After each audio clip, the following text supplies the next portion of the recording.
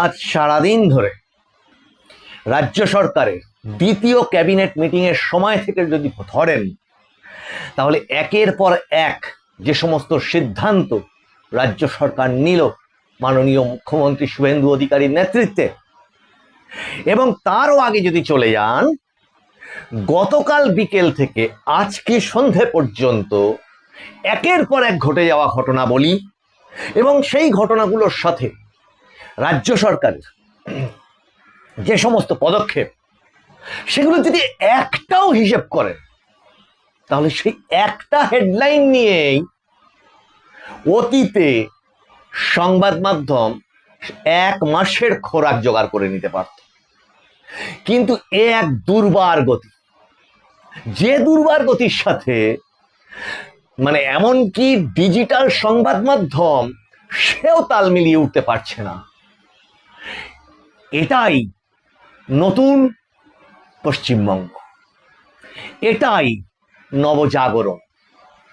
এবং ইতিহাসে যেটা জানা যায় যে অন্ধকার যুগের অবসানে যখন নবজাগরণ হয়েছিল ইউরোপে, তেমনি বাংলাতেও যখন অন্ধকারাচ্ছন্ন যুগ ছিল, সেই যুগের অবসান ঘটে যখন এই বাংলা বঙ্গভূমিতে যখন নবজাগরণ হয়, ইতিহাসের পাতা খুললে দেখা যায় দুটোর কিন্তু একটা ক্যারেক্টারিস্টিক ছিল, খুব মিল।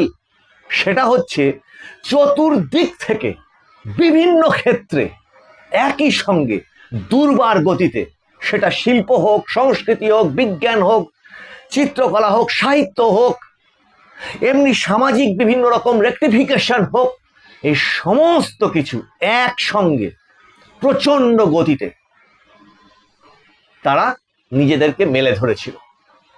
সেটাই আমরা ইতিহাসের পাতায় নবজাগরণ বলে জানি। আর এই যে অন্ধকারাচ্ছন্ন যুগটাকে আমরা কাটিয়ে উঠে এই যে নতুন সূর্যের আলো দেখলাম, এটাকে নবজাগরণ বলবো ছাড়া তো আর কাকে বলবো? আর সেই নবজাগরণ, সেই স্বপ্নের যে ভেলা পশ্চিমবঙ্গবাসী ভাসিয়েছে তার জীবন খাতে, তার যে কাণ্ডারি সেই মুখ্যমন্ত্রী শুভেন্দু অধিকারী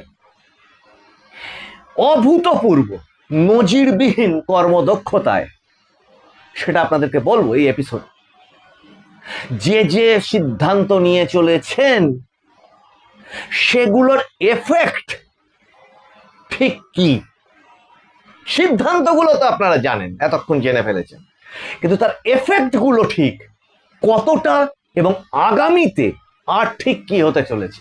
কিন্তু মজার বিষয় কি জানেন, যেটা শোনবার জন্যে এই সারা রাজ্যবাসী, শুধু না সারা দেশ অপেক্ষা করে আছে, সেই নাম, চারটি নাম আজকে দিনের শেষে তিনি বলেই দিলেন। নমস্কার, মানুষের ভাষায় আপনাদের সকলকে স্বাগত। আমি প্রবীর রায়চৌধুরী আপনাদের সাথে। একদম সাসপেন্সে না রেখে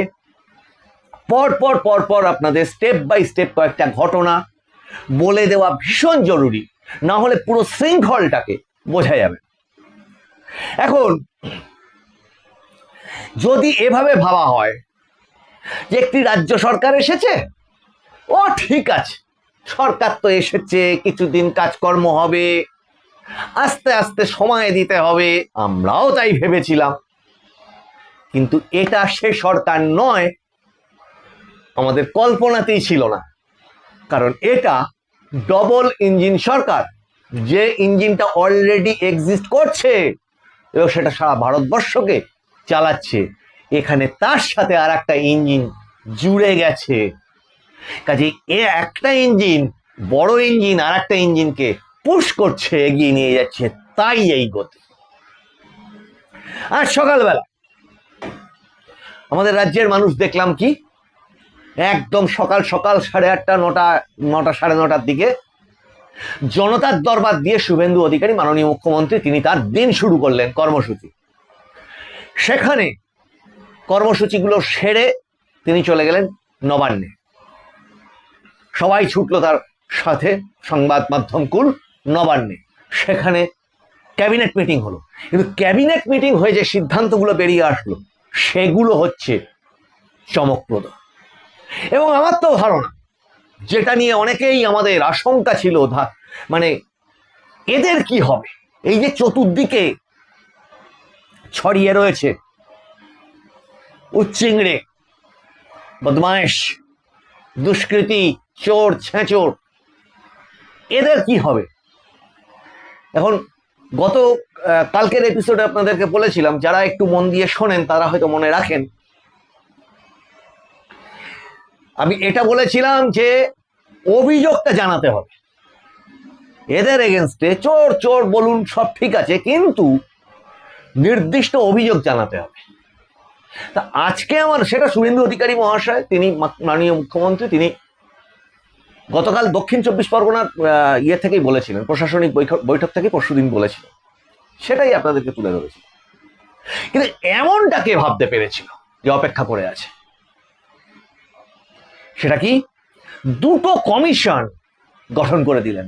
তা আমার মতে বলে, এই দুটো কমিশন হয়ে যাওয়ার পর সেই জেহাদি সাম্রাজ্য, চোরের সাম্রাজ্য, ডাকাতের সাম্রাজ্য, আর যা যা বিশেষণ আপনারা দিতে পারেন, তাদের শুইয়ে দিল সোজা কথায়।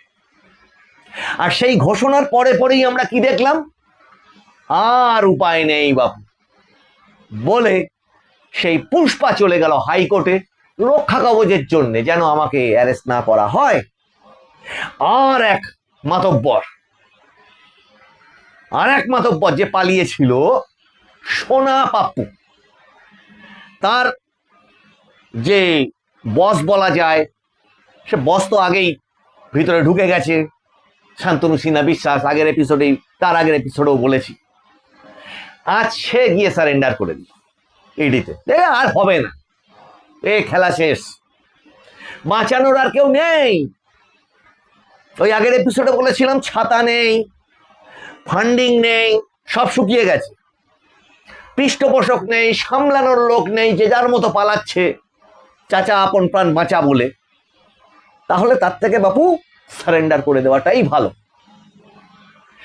এই কমিশনের প্রথম কমিশনটা হচ্ছে ইনস্টিটিউশনাল দুর্নীতির ক্ষেত্রে যে সমস্ত প্রাতিষ্ঠানিক দুর্নীতি হয়েছে, সেই দুর্নীতিগুলো আজকে মাননীয় মুখ্যমন্ত্রী তিনি তো বললেন,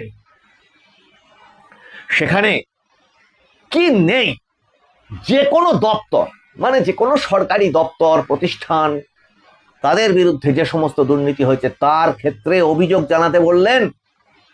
এবং সেই কমিশনের নেতৃত্ব দেবেন কে? জাস্টিস মাননীয় বিচারপতি বিশ্বজিৎ, রিটায়ার্ড কলকাতা হাইকোর্টের বিশ্বজিৎ বসু মহাশয়, যার অনেক অনেক দৃষ্টান্তমূলক রায় আমরা দেখেছি।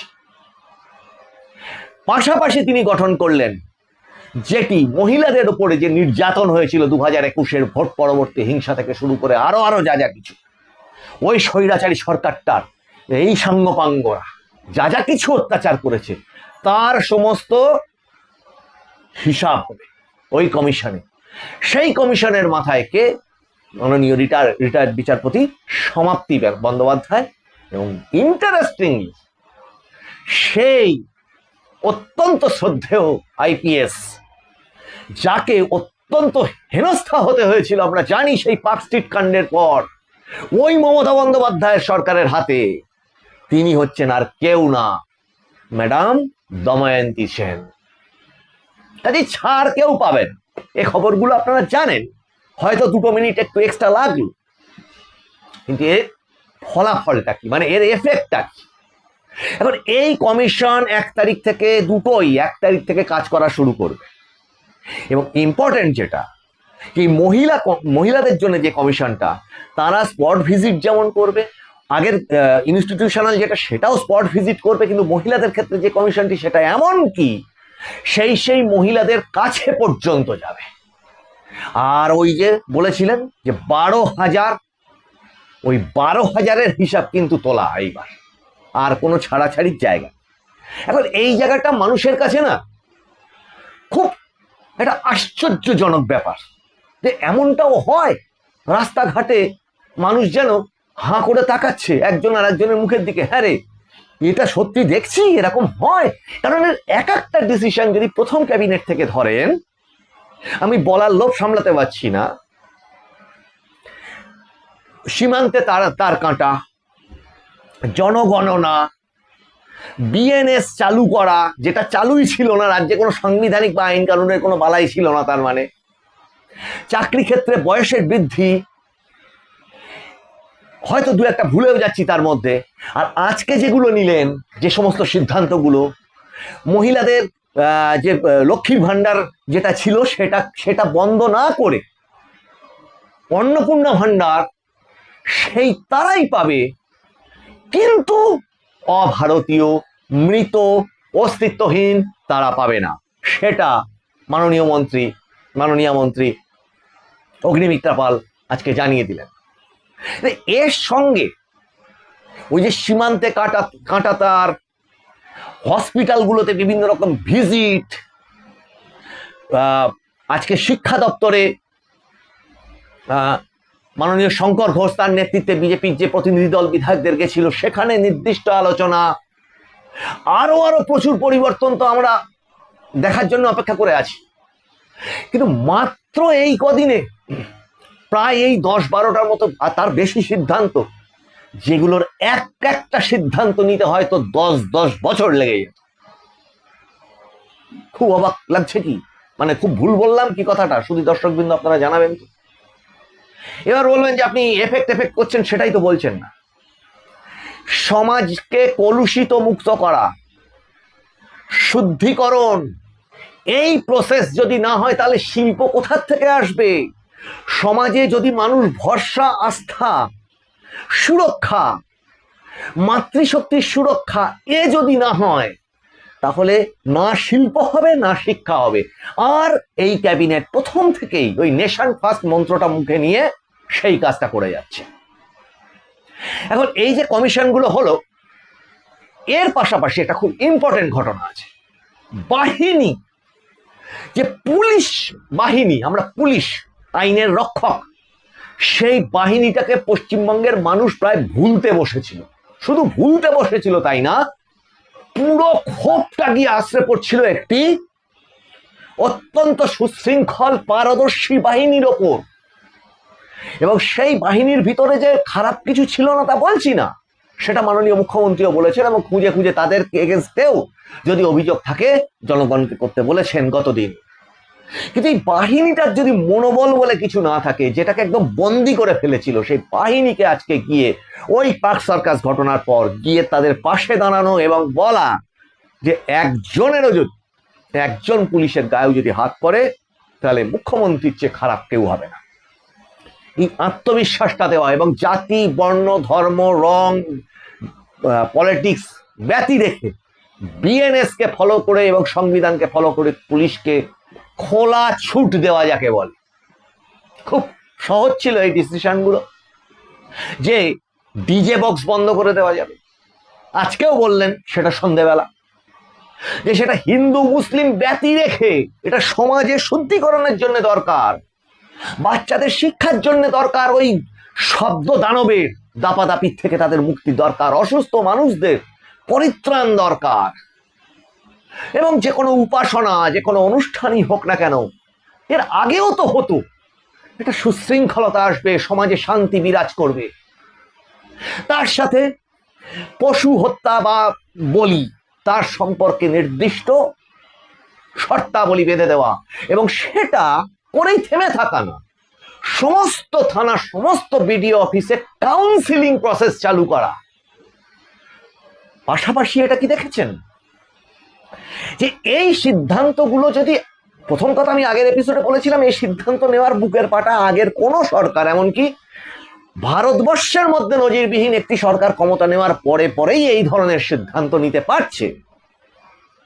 কিন্তু এই সিদ্ধান্তর যে ধরনের রিপারকেশন হওয়া জায়গা ছিল, সেটা এই সরকার সেই জায়গা রাখেনি। সুনির্দিষ্ট কাউন্সিলিং করে তাদের বিডিও অফিস, থানা, এসডিও অফিস, এই জায়গায় মিটিং করে সেই জায়গাগুলোকে, সমাজের উপকারী জায়গাগুলোকে বোঝাচ্ছে। আর যখন বেয়াদপি দেখছে, বাইরে চলে আসছে, পাথরবাজি হচ্ছে, তখন তাকে উপযুক্ত সবক শিখিয়ে দিয়ে 1 ঘন্টার মধ্যে পুরো জিনিসটাকে ঠান্ডা করে দিচ্ছে, যেটাও আমরা এই বাংলার মানুষ কখনো দেখিনি। এর পাশাপাশি একটি কথা না বললে চলবে না, সেটা হচ্ছে ওই 4টি নাম। সেই 4টি নাম তিনি কি বললেন? মানে এত ধরনের এই যে কমিশনটা হয়েছে, এই যে দুর্নীতিগুলো উঠে আসবে, এগুলো কেন? তার কারণ তিনি এই প্রেস কনফারেন্সেই বলেছিলেন যে মানুষ বিচার চায়, সোজা কথা। আর সেই বিচার এবার হবে। তাহলে মাননীয় মুখ্যমন্ত্রী কোন 4টি নাম বললেন সেটা দিয়েই এই এপিসোডটা শেষ করি। কি পরিমাণ লাগাম ছাড়া দুর্নীতি তারা করেছে তার থেকে স্পষ্ট। আর আগামী দিনে আমরা অপেক্ষা করে থাকবো। এই মুখ্যমন্ত্রী তো পারবেনই, তার ওপরেই সব ভরসা অবশ্যই আমরা রাখবো। कलकत्ता कारपोरेशन से फाइल मंगा था। 4 नाम बता रहा हूं, 4 नाम। किस तरीके से ये लोग लूटा है बंगाल को, आप लोग को पता नहीं है। ये लूटने वाला आदमी को 2 कमीशन आज कैबिनेट ने बना दिया। एक में चेयरमैन है एक्स जस्टिस विश्वजीत बासु और मेंबर सेक्रेटरी है करप्टेड पीपल का जम जयरामन साहब आईपीएस, जिन्होंने एसजीडीए घोटाला में आईपीएस को जेल की आईएएस को जेल के अंदर दिया था। जयरामन साहब ही सब भ्रष्टाचारी को अंदर करने का काम करेगा। और दूसरा, आरजीकर से लेकर कामदूनी पार्क स्ट्रीट से लेकर कौसबा लॉ कॉलेज से लेकर रामपुर हाट के शेड्यूल्ड ट्राइब गर्ल चाइल्ड से लेकर बॉकटुइक में मुसलमान महिला से लेकर जितना भी मां, बेटी, बहन, दीदी के ऊपर अत्याचार हुआ, उसको कानूनी तरीके से शिकंजा कसने का काम करेगा एक्स जस्टिस समाप्ति चटर्जी का कमेटी, जिनका मेंबर सेक्रेटरी है। आज कैबिनेट ने उनको जिम्मेदारी दिया है आईपीएस दामोदर सेन। छोड़ने वाला आदमी नहीं हूं हम लोग। मैं म्युनिसिपल अफेयर्स का सेक्रेटरी और केएमसी का कमिश्नर को बताया 4 नाम लेकर। बताओ 4 नाम। हाँ, सुनना चाहता है ना? एक बेले घाटा का राजू नस्कर 18 प्रॉपर्टी, दूसरा कौसबा का सोना पप्पू 24 प्रॉपर्टी, तीसरा भातीजा Abhishek Banerjee, lips and bounce का 14, अपने नाम में 4, पिताजी का नाम में और भी 6, 24 प्रॉपर्टी। और चौथा नाम सुनना चाहता है? जावेद खान का बेटा 90 प्रॉपर्टी। ये लोग लूटा है। ये लूटने वाला जैसे शांतनु सिन्हा विश्वास अंदर में है, सुजीत बोस अंदर में है, आने वाला दिन में सब भ्रष्टाचारी को जेल के अंदर डालने का काम कानूनी तरीके से भाजपा सरकार करेगा। আপনারা এপিসোডগুলো নজর রাখুন, একটু সাবস্ক্রাইব করুন, লাইক করুন, শেয়ার করুন, আর কমেন্টে লিখুন। আর আপনারা নজর রাখুন মানুষের ভাষার পর্দায়। মানুষের ভাষা সবার মনের কথা বলে। নমস্কার।